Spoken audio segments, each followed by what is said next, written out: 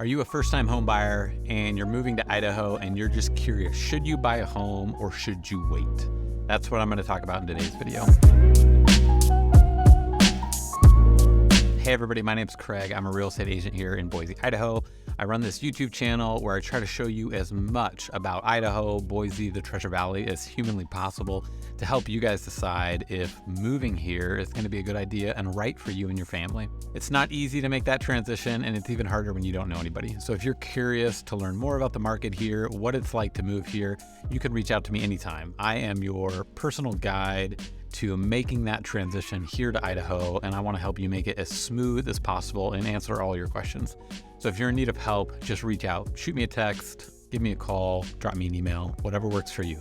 In today's video, I want to talk with you guys about that big question that a lot of first-time home buyers have is, should I buy a home? And I honestly wish I had a crystal ball that I could look into that could give you the perfect answer for every time somebody asks me that question. I would love to be like, yes, you should buy a home and it should be this one and this is what that could look like.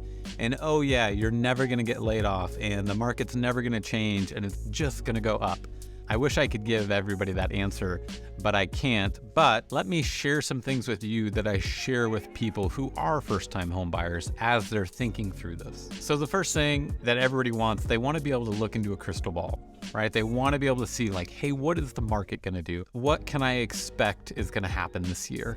And you can find endless videos on YouTube that will promise you that. Think YouTube thumbnails, though I have done this. Think YouTube thumbnails with like fire on them and large red arrows pointing down and, you know, the graphs like stocks shooting to the ground. I think what we've all learned is that you just can't figure that stuff out. 2008, it came. That was pretty unprecedented.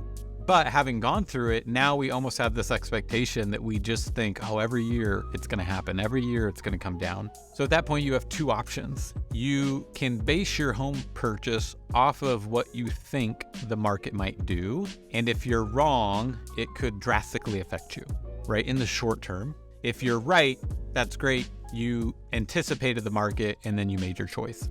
I think it's very rare you'll find people who have done that, or you'll find people who will encourage you to do that. Now, I'm just going to flip this in right at the front of the video. Yes, I am a real estate agent. I could care less if you guys ever bought or used me or partnered with me to buy a home. The last thing I want anybody to do is to get a home above their means, to get a home that they can't afford, to get a home if they plan to move in a year. That is not what I want at all. If you guys watch my videos and you're 100% helped by them and I never hear from you, that puts a smile on my face. But obviously, take it with a grain of salt. I am a real estate agent. We are talking about the market. But again, I don't care if you call me. I don't care if you reach out to me. I just want to help you. I want good for you. And especially when I'm thinking about first-time home buyers, because I feel like they're the most vulnerable. They're the ones who are coming up and they have a job that can support a mortgage now. They've saved up a lot of money, maybe the most money they've ever saved, and they're about to give it away to a home. And it's very scary. There's maybe not a lot of wiggle room. There's not a lot of padding. The home has to work. They have to get a good deal. So that's what I'll say on that. That's my heart behind this video. Let me know your thoughts on that. You can leave comments down below. I'd love to hear what you guys are thinking. So jumping back into it, here are my thoughts on buying a home. First, let's talk about interest rates. Interest rates have been going up. At the beginning of the year, mortgage lenders thought they were going to go back down. They did start to come back down. Then they started going up again. Okay, so interest rates are always varying. That has an effect on the market, right? If interest rates are going up, people can't get as much for their home as they could before, so home prices start to come down a little bit. The nice thing about that is if you buy a home with maybe a higher interest rate, you can then negotiate your interest rate or refinance when the rates come back down and lock in a different monthly mortgage. Additionally, you could talk to your lenders and say, hey, lender, I'm going to lock in at this rate, 6 point something, and I'm going to buy this house. But if I do that, I want you to give me a free refinance within the first 24 months, right? So you have lots of options to negotiate. That's a whole caveat right there. Americans do not know how to negotiate. It is not built into our culture. Something I love about real estate is that it is a game of negotiation. You have a seller wanting to sell for a price. You have a buyer wanting to buy that house for a price. Sorry, unlike fisticuffs, negotiation doesn't have to be abrasive. But if you're a bad negotiator, you leave money on the table. And you need to negotiate with yourself. You need to kind of get a little bit of a backbone and say, hey, I think I want to buy that house, but this is what I want to buy that house with. I'm willing to put myself in a position to negotiate, and I want to keep the ability to walk away from it because this is such a big decision. Again, I'm thinking about first-time home buyers, and really anybody, but really, I'm thinking of you first-time home buyers. So that covers rate. If rates are high, yes. Can you refinance? Yes. Could you negotiate and say, hey, I want to refinance in the first 24 months if I use you? Yes, you can do all that. Now let's talk about home prices. Home prices have been going up for years, drastically through COVID. And just going back to the whole trying to time the market, I remember when COVID hit and I thought the market was going to go down when COVID hit. I thought home prices were going to go down. And it was interesting. They went down for a quick little period, but then it went crazy and it went gangbusters. And so it just goes back to that thing of when I moved here 2 years ago, I thought, I think the market might come down. I'd love to not buy high. And it crossed my mind to wait. With that being said, I am super glad I did not wait. I'm super glad. There's so many factors to this too. I'm super glad that I didn't have to live in limbo in rentals and get moved in and out of rentals and move our stuff around multiple times. I have 4 kids. I'm glad that we were able to lock into a neighborhood and invest in that neighborhood and do that thing. I'm also glad because it's been really interesting to see what's been happening here in Boise. Just now are things starting to slow down where prices are coming down. You're seeing a lot of price cuts on properties here in the Treasure Valley. You're seeing a lot of negotiations, right? Things instead of selling for over asking are starting to sell for under asking. It's not so much of a seller's market. It's leaning more towards a buyer's market. So overall, when I talk with somebody who's thinking about buying a home for the first time, things I want to know is how much money do you have saved up? Can you get up to 20% so that you can skirt the PMI? What kind of mortgage options do you have available to you? If somebody's thinking about buying a home, I always connect them quickly with a lender so that they can know where they're at. Where are they at financially? What things can they do to put themselves in a better position to buy a home? What things can they do to make it so that they have more power when negotiating for a home? The other thing I tell them is to take your time. The more time you have, the better off you are. There might be a great deal that's going to come up in 30 days. And if you can wait that long and be in a position to move on that, you're going to be set up for the next 5 to 10 years. Let's talk about 5 to 10 years. If you're thinking about buying a home and you're kind of transient and you might want to live here for 2 years and then leave, yes, you could lose money on that home. Homes are a great long-term investment, right? You get to live in them. You pay them down, you're practically giving money to yourself as your home value has traditionally gone up. Having a home over the long haul is your best option. The ultimate thing that I tell first-time home buyers is, like I was saying, take your time, figure out what a good home looks like, learn about it, learn why there's that one house that's been on the market for 60 days, but for whatever reason, it's at a great price, but nobody wants it. Like, figure that out. Learn about why location is such a big deal. Please do not go buy the nicest house in a neighborhood. There was a house for sale up here on the bench. It was one of the cheapest houses for sale in Boise. A gal from my church had messaged me on it, and I gave her my honest opinions on it.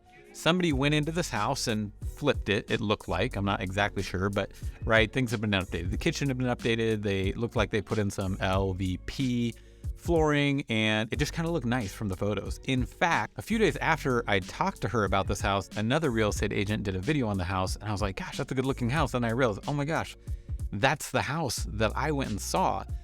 And the reason I say that is because you could focus in just on like, oh, this bedroom's beautiful, and oh, this kitchen, it looks good. There's white tile on the back. Oh, it's got a fenced in yard with fresh cedar boards.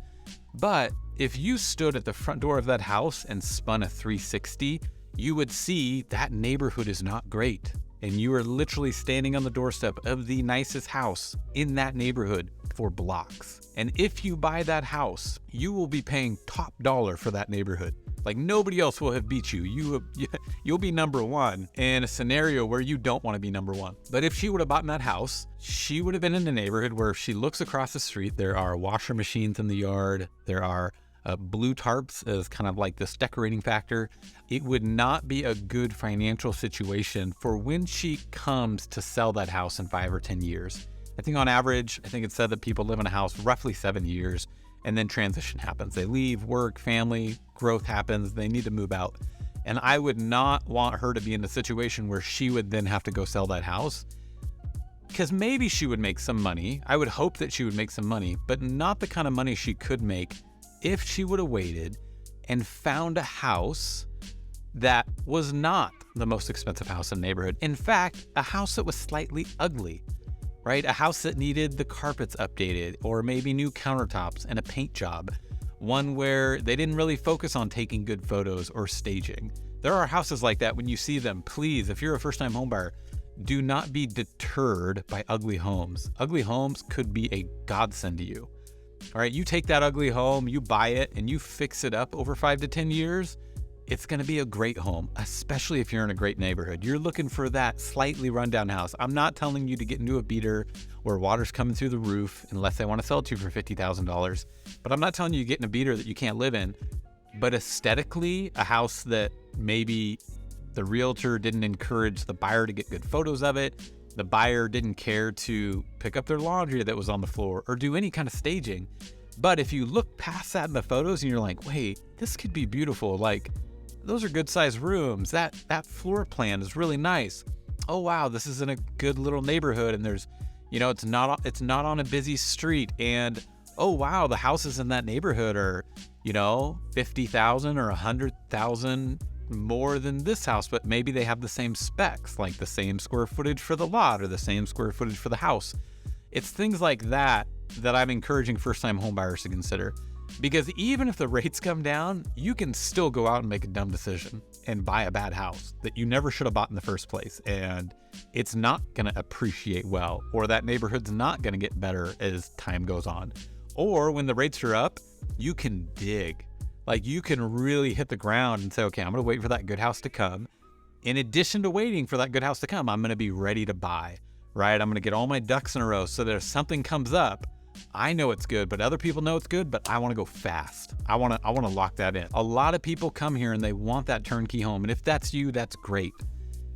But if you're somebody, you're like, man, I want to get a house and I'm not going to outgrow really quick, or I just want to get a really good deal so that when I go to sell this house, I'm set up. I'm set up for my next home purchase. Then I would say, great, you can do that. Learn about housing, learn about what makes it a good house, learn what good bones are, learn to look past ugly carpet, ugly wallpaper, and ugly paint. Roll your sleeves up a little bit, learn how to paint a wall, right? Learn how to scrape popcorn ceiling off, all those things. So that's the end of my rant. If you think you're ready to buy a house, we would love to be your guide. If you think, hey, now is not the best time for me to buy a house because financially I'm not there, great.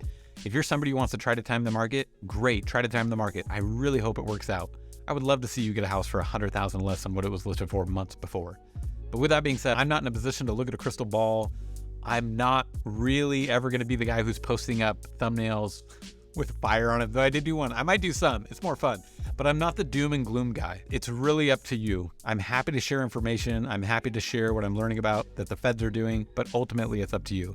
There was a realtor here I was talking about, and it was really funny because, every year I think people fall into that category of, I'm going to wait for next year. Prices are going to come down. And it's funny because you know how Facebook will remind you of posts you made, like, oh, this is a post you made 2 years ago. We wanted to show it to you again.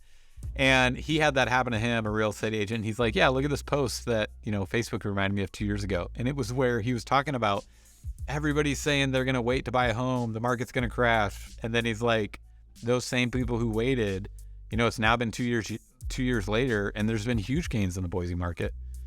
And so it's just like, don't base your entire strategy on hoping that the housing market comes down. If you want that to be a piece of the pie, then great, but don't let it be the whole thing. Hopefully you guys found it helpful. I'd love to know your thoughts. Leave them down below. I love responding to you guys and hearing from you guys.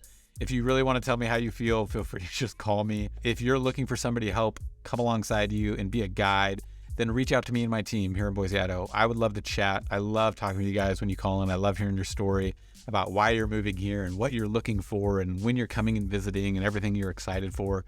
Or I love hearing the fears that you guys have and the things that are maybe holding you back a little bit. So that's the end of it. I hope you guys enjoyed this video, and I'll see you all in the next one.